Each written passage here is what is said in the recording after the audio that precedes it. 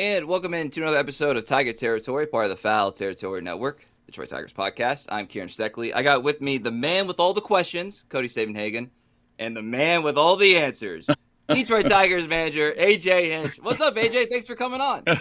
Hey, maybe I have some questions I want Cody to answer. Hey, we can do that. I'm ready. I stay on my toes. Yeah, a little role reversal. Nothing wrong with that. We are recording this February 2nd in the early evening, which means we are steamrolling towards spring training. So, AJ, what's up? Where are you at mentally? What are your days like right now when it's like it's right there? It's right there in front of us. It is. It's the last week. It comes fast. You know, the holidays hit, and then January.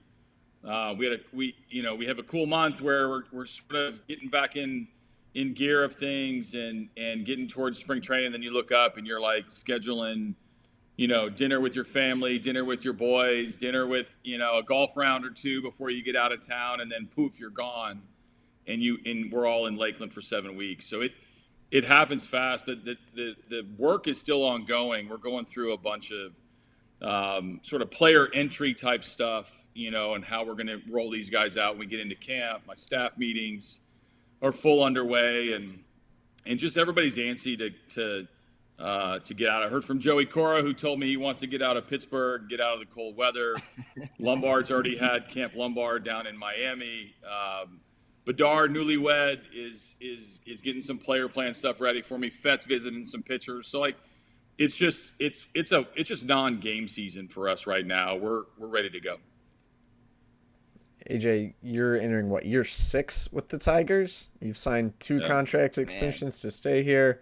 If I have this right, as of opening day, you will have managed the Tigers longer than you did the Astros. Is that weird to think about? No, pretty weird, and I'm very proud, but it feels like these years have flown by, especially the last 2 years with the playoff teams, and you get an extra part of the season and you get a little shorter off season, and then you're starting to build something special. But it's been cool to be here this long. I want to be here as long as the team will let me be. Scott has been incredible at being proactive and being an incredible partner and bringing me back year after year. And hopefully it's just a sign of things to come. I love being a Tiger.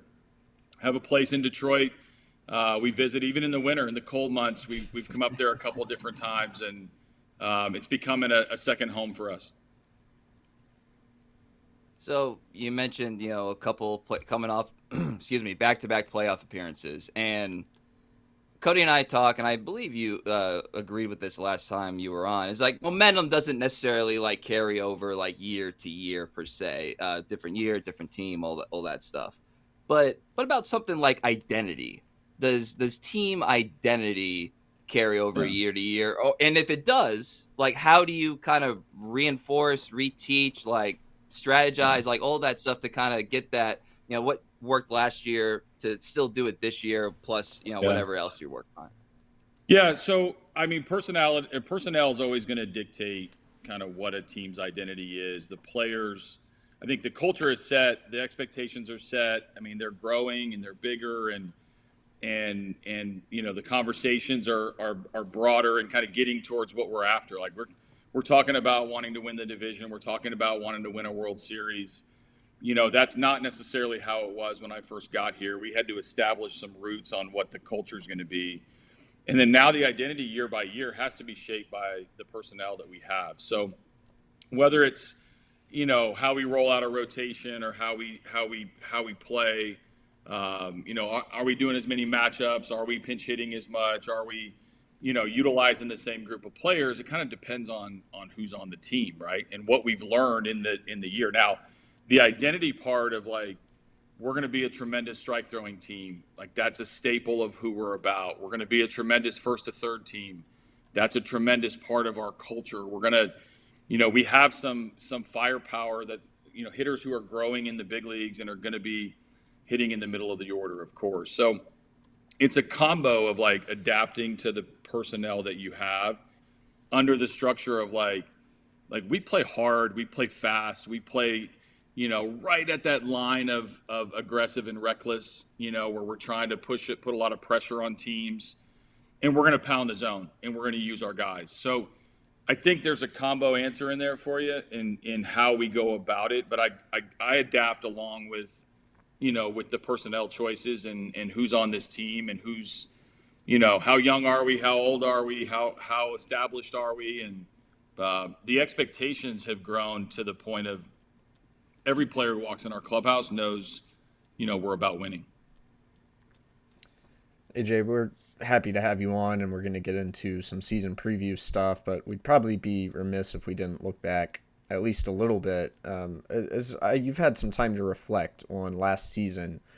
What do you take away from, I guess, the highs and the lows? Like, is there any explaining what happened in the second half, or do you just forget that and move on?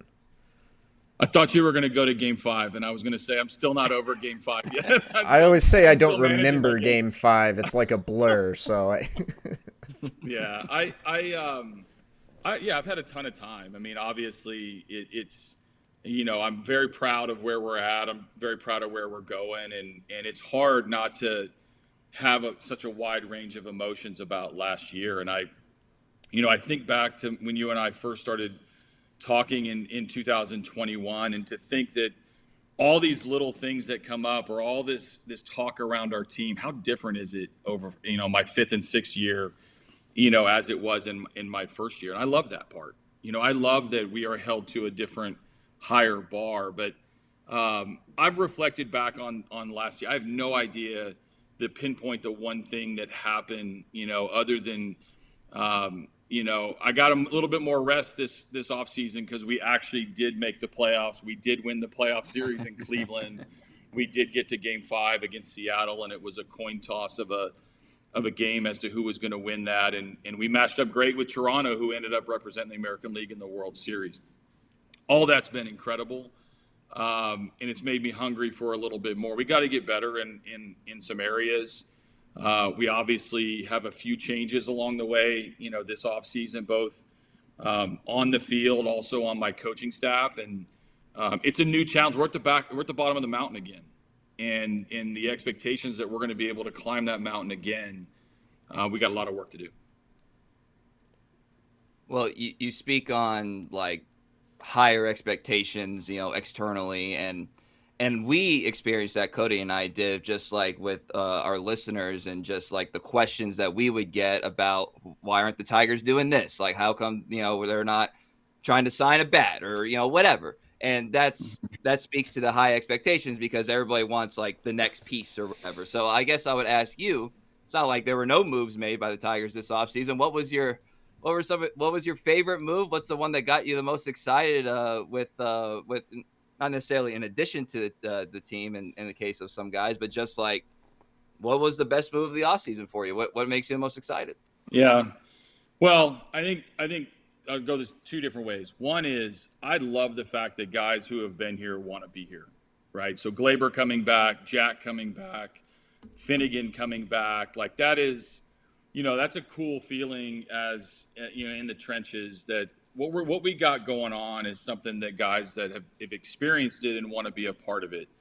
Obviously, adding Kenley is a whole nother level of conversation, and that what he brings, his resume that he brings, his presence, not just like his resume presence, like literally, like this dude is enormous, and when he comes out on the mound, like has the it factor.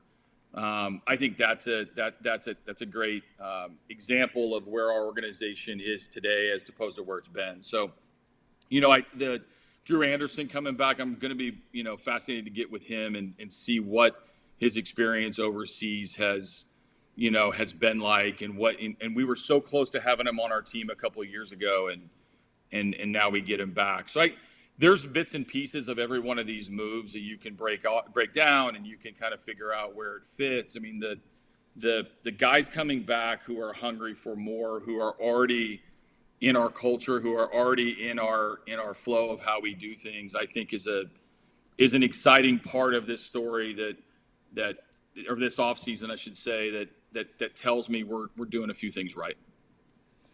AJ, you're probably aware there are people online who have looked at some things you said at the end of the year, namely the quote, "We're not going to be naive and think that we're just going to run it back and do this again," as evidence, oh, the Tigers should have added more to their roster. Now, I looked back at that quote in the context, and you were talking less about roster construction and more about, I think, coaching and hitting philosophy and things along those lines. Right. But the point kind of applies. How do you think this team can be better with a very similar group of what was a good team, but how can that group get better in 2026? Yeah. Well, when you take a deep dive into the offense, I know how tough August was and into September, and it coincided with the wins and losses being very evident, and the lead shrinking, and then losing the lead, and then now we're chasing, right? So that in itself was it was a tough experience, I think, for all of our guys. When you take a step back and get away from that range of emotion over those 6 weeks, we have a pretty young offense, we have a pretty good offense, and if we had role reversed that and had 2 months at the beginning of the season miserable, and then sort of elevated the offense throughout the season, everybody's perspective would change, right? So I got to deal with reality. We scored the most runs that we have since the heyday of what has been 13, 14, 15, when that roster was churning out a ton of runs. We went from a top 10 offense to outside the top 10 to the 11. So I do want to give the players credit for what we actually did. Not necessarily in love with how things sort of got away from us a little bit and we lost the AL Central. But I do think we have some pretty good players. At the All-Star break, when you're telling Zach McKinstry and Gleyber Torres and Javi Baez and Riley Green that they're all-stars along with some of our pitchers with Tarik and Casey, you're like, that's a good team. And so running it back doesn't mean that you have to have every external answer and go and grab somebody else's player. I know Scott and Jeff and everybody in the front office is trying to continue to chip away at adding talent to this organization. It might be internal, it might be some guys getting better off our team, but you have to recognize the actual team that we have.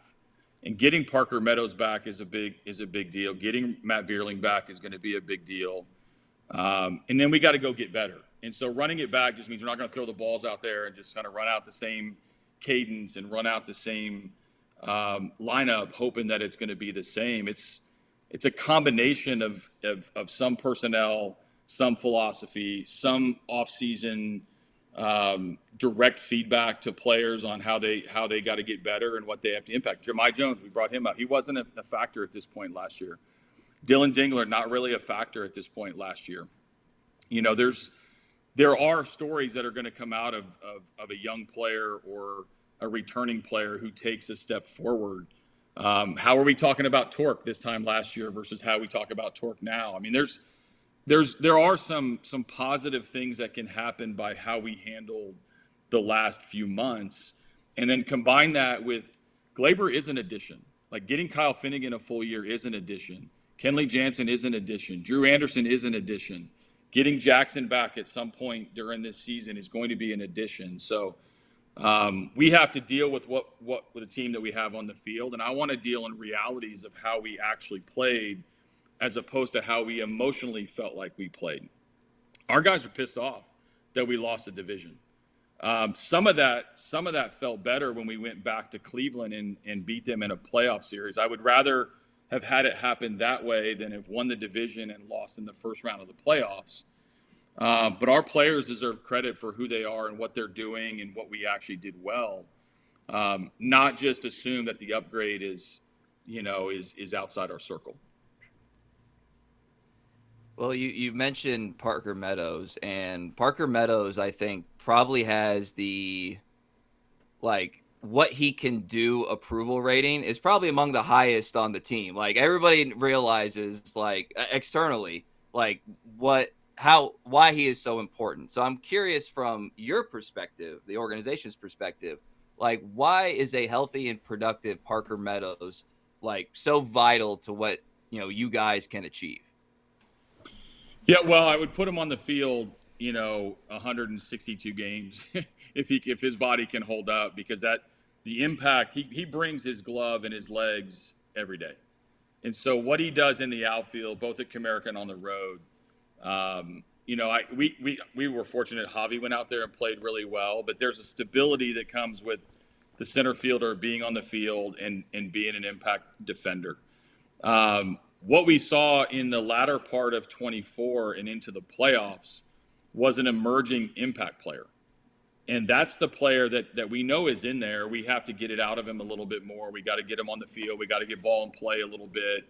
He controls the strike zone. We got to get him off first base and get him using his legs on the bases a little bit more.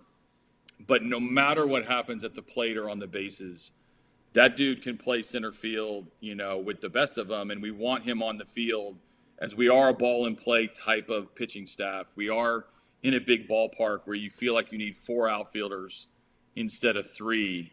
And Parker being in the middle of it is just a stability that we didn't have for a large portion of the year. Like I said, I love what Javi did out there.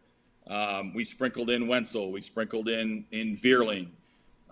We tried, we want to keep Riley on the corner. So so many decisions are shaped by having a healthy and productive Parker Meadows in center field, regardless of where he hits in the lineup. I mean, I desperately want him to hit at the top because the good version of him gets on base, hits the ball hard, has a little bit of power, can be a threat on the bases to where when Riley gets up, the 4 holes open, things that impact the game that aren't necessarily on the baseball card. And every time he throws in spring training to second base, I'm going to be like holding my breath because it was a simple play like that cost us the first, 2/3 of the season. I remember seeing him like walking to a medical tent and being like, "Yeah, he looks fine. It's probably no big deal." And then he missed. I know. You know what, and Cody, I would tell you after the game it was no big deal. And that particular day, that's just that you don't know until the next day. It felt like a little stinger or something, and the next thing you know, I'm trying to artfully describe an injury I'd never heard of. One of the perks of your job, right? Yeah, exactly. Exactly. All right. In terms of things that are different, we've already mentioned Kenley Jansen. So the timeless question for your 5+ years. Come on, bring it. Tigers Give it to me. Bring it. Give it to me. Are you going to have a closer? So can we talk about the closer role for a minute? Because I have to set the record straight. So I know I get sort of this mainstream thought that I don't like the closer, and I started looking back. I do a little bit of research myself. I've always had a 20+ game saves leader on this team as a Tiger, right? 2 playoff teams, 3 non-playoff teams. The guy who had the most saves, who was deemed the closer, was Gregory Soto. He had 30 in 21 or 22. I think Foley got close, Lang got close. So what I want out of the closer role is, of course, I tend to show you by my behavior, of course we're going to have a closer. Naming them sets the player up for a little bit of failure, because if I ever use him out of order, he loses his mind or he's not mentally ready to pitch. It also creates this sort of fake role for the fans and for our people that follow our team, is that the only path to win is backwards. And so from a mentality standpoint, the reason I don't love that title is because I get our players in the mindset that they'll do anything to help us win that day. And I'm really prepping, whether it's Kenley, Vest, Finnegan, for that random 6th inning where I'm like, I gotta pull a lever to try to win this game. They're all available, and that won't really surprise them. So I'm just motivating them to be able to be on board and have a mentality to help us win. It will fall into the natural roles like a lot of people do. But one day that I like one guy in the 7th over one guy in the 8th, I don't want that to unravel in their mentals and as they're prepping to be the best version of themselves. So I think they're all going to get saves. I think we can pretty much guess how it's going to go, given that one of them has a historic number of saves on his resume. But I'm not just going to go that way because I'm supposed to do it. I'm going that way because I think it's the best way for us to win.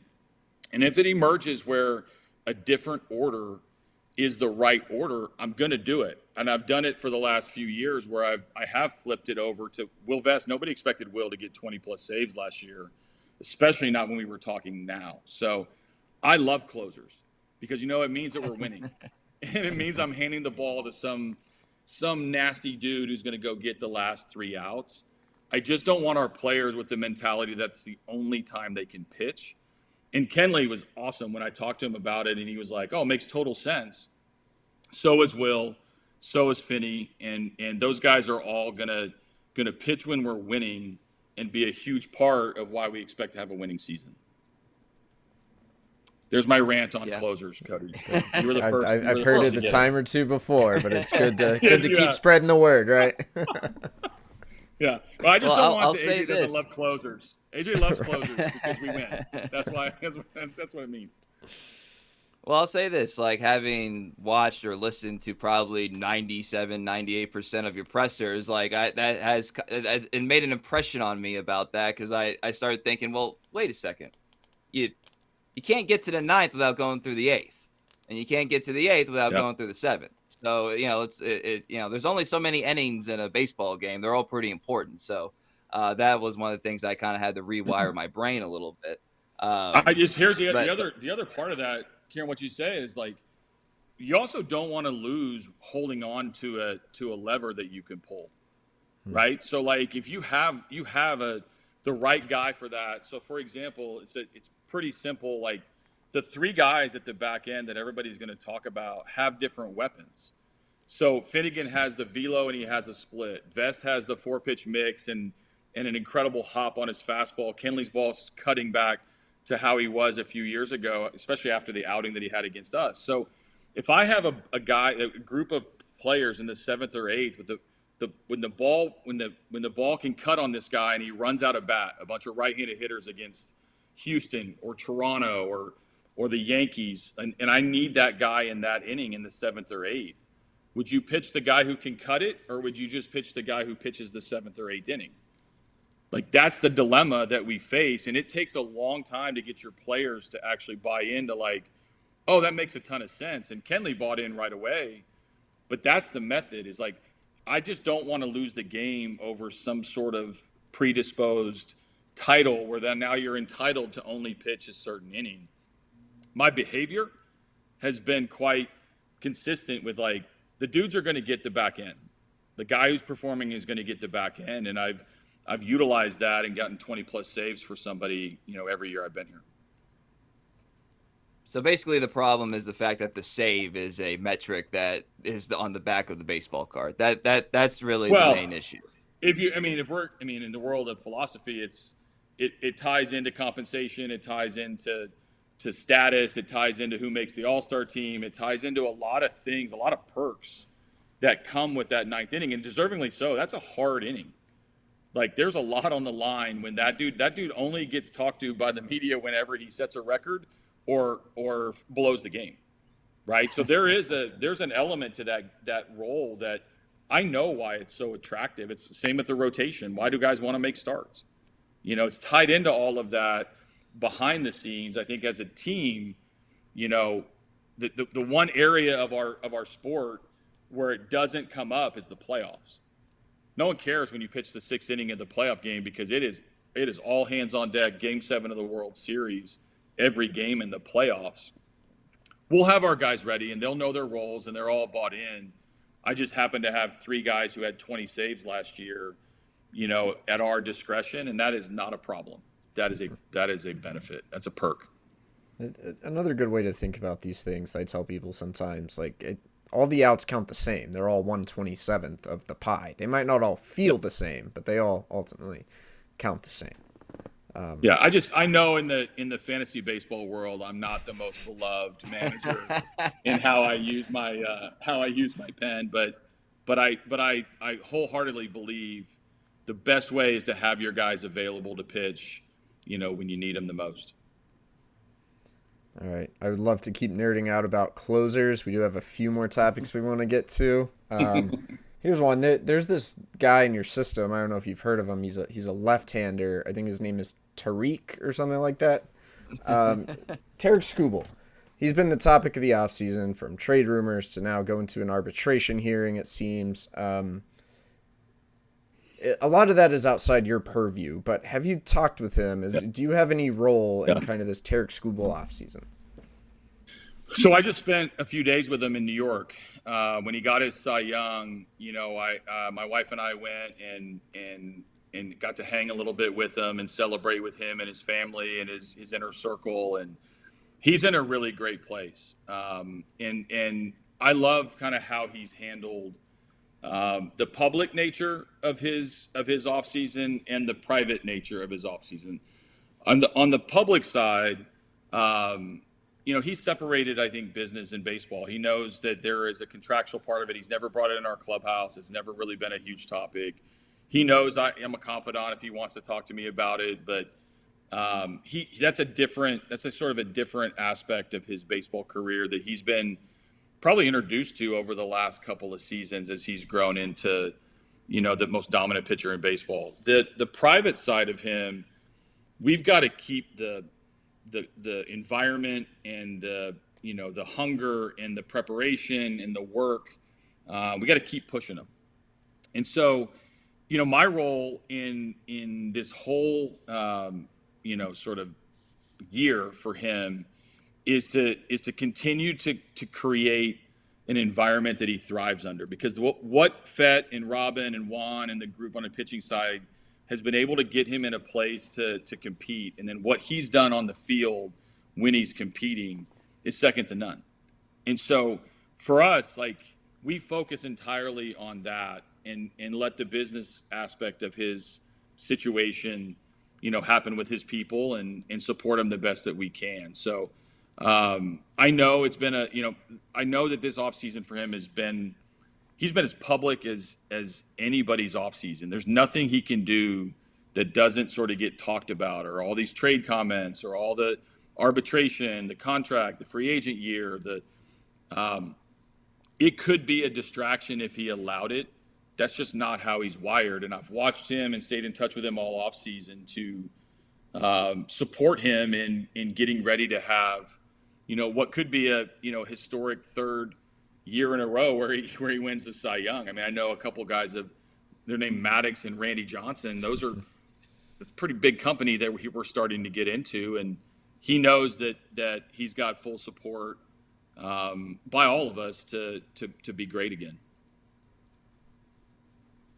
Well, one thing that's undeniable about Skubal is that he is obviously face of the organization, one of the faces of baseball, period. Along with that goes he's going to be participating in the World Baseball Classic. So I'm curious, how do you, as a manager of a Major League Baseball team, view the World Baseball Classic? I mean, watch it. Are you watching it certain level of anxiety now, not just Skubal, but anybody else, hoping that, don't get hurt? And these are highly competitive games, AJ.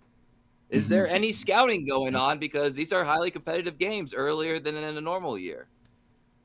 Yeah, so I will definitely be watching. And because I'm a baseball fan, I love the sport. I love the competition. I like the theater around the WBC. It's really hard time of year to love it when it's happening. Now I would tell you, I've seen video of some of our guys throwing 98, 99, 100.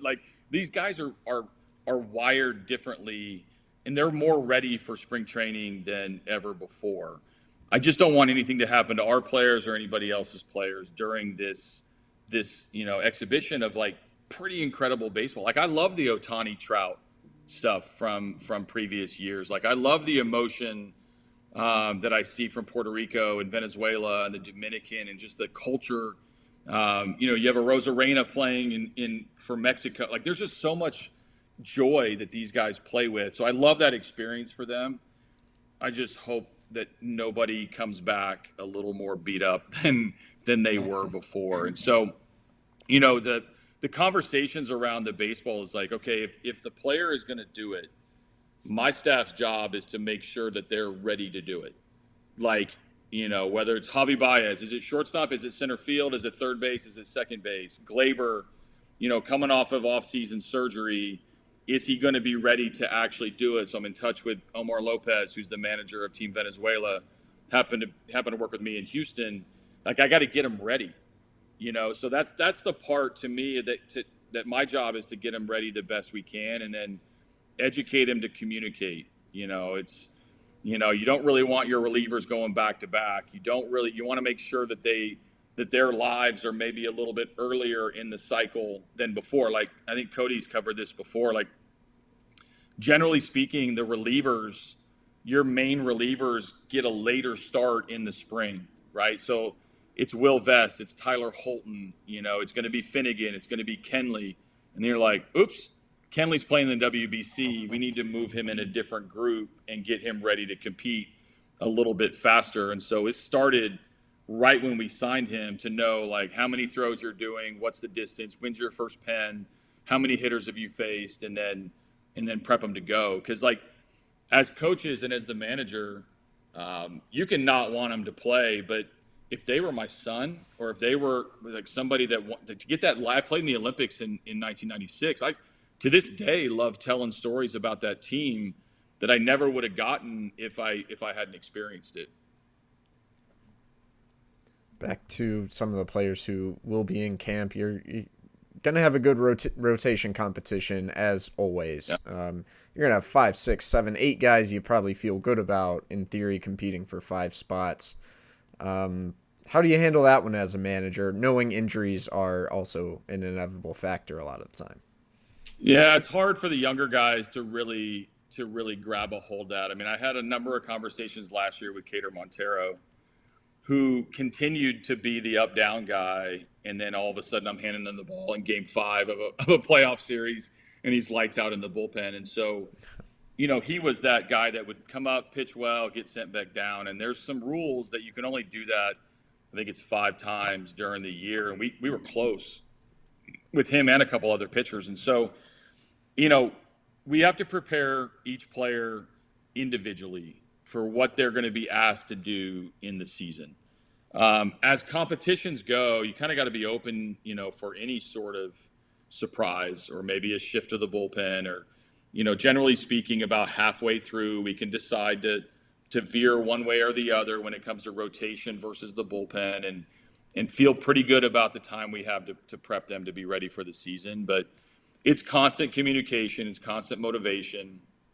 My experience has told me, just be dead straight with them.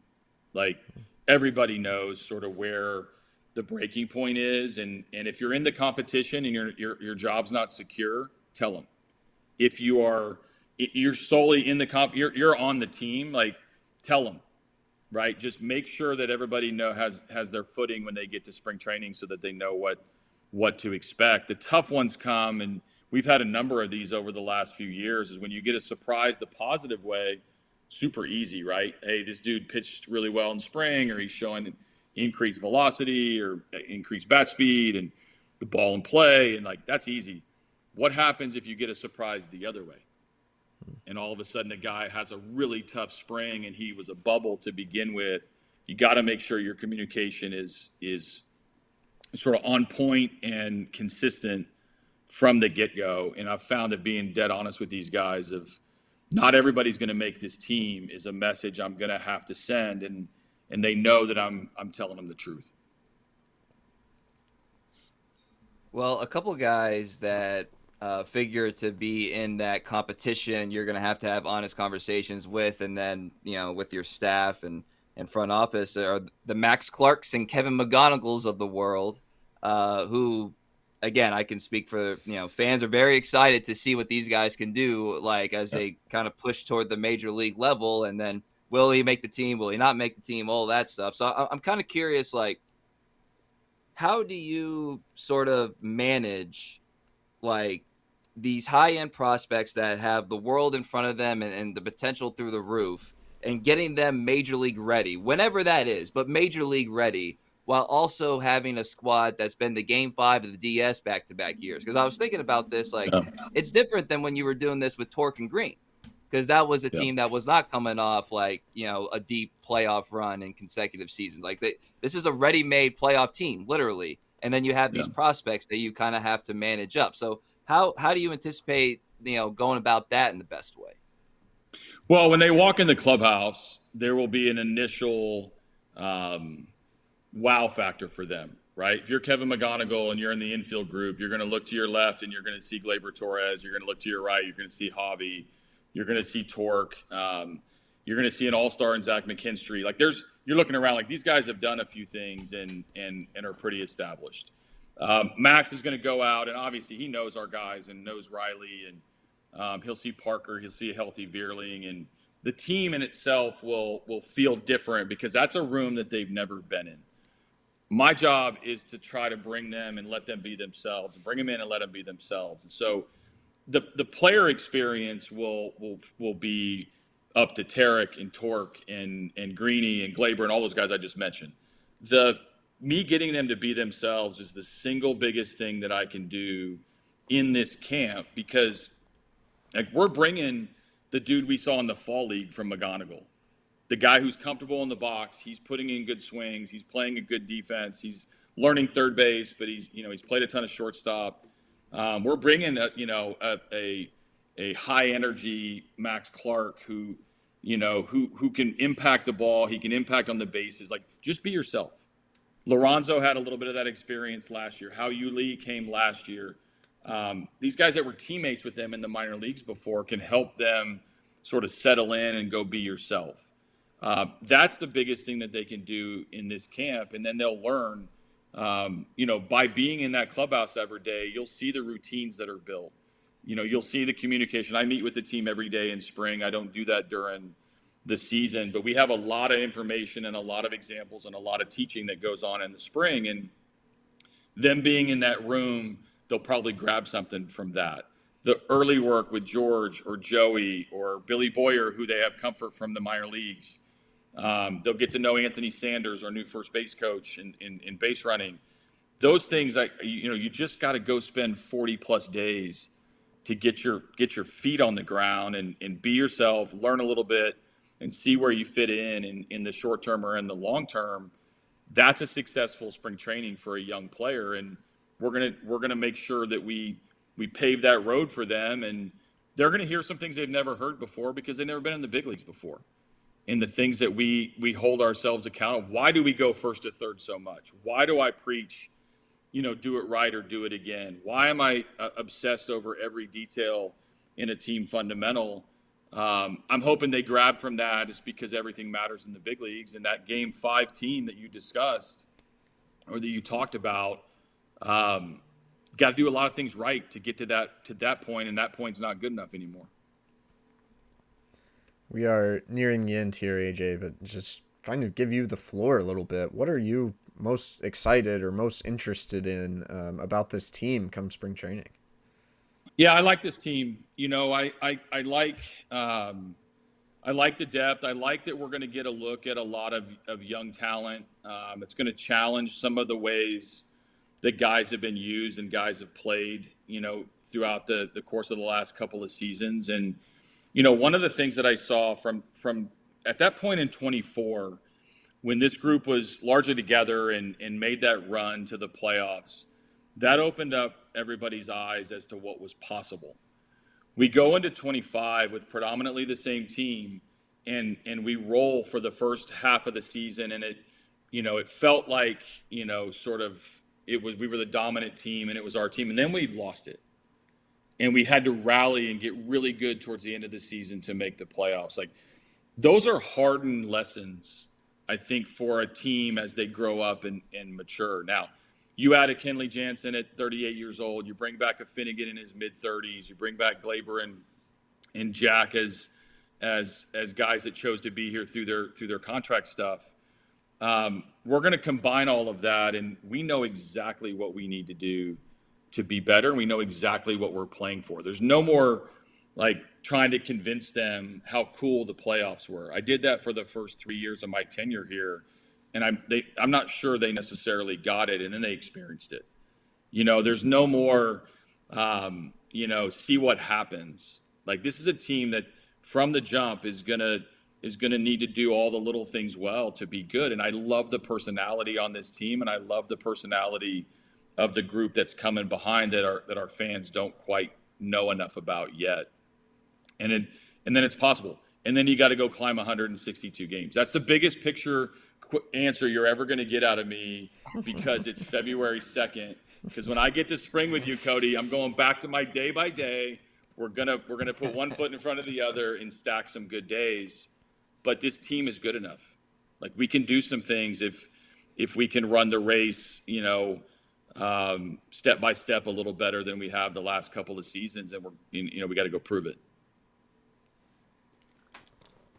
That's as good a way to end the podcast as anything. AJ, I want to thank you for coming on, and especially right before you're gonna start drinking out of a fire hose. Cody too, be down in Lakeland, and we're excited. Cody for takes some season. time off in Lakeland though. Cody takes some time off in Lakeland. He doesn't go wire to wire. Just so you know. Oh man, no, don't get to do the whole thing. I think that's the girlfriend clause for Cody, but yeah. Anyway, it's just the company budget. I mean, yeah, whatever it is, I just know it's not a full wire to wire for Cody. He gives AJ something to poke fun at me for every now and then. So that's right. Yeah, there you go. All right. Well, I want to thank AJ for coming on, and you guys, please subscribe to our YouTube channel. Go to TigerTerritoryMerch.com and get your Tiger Territory merch.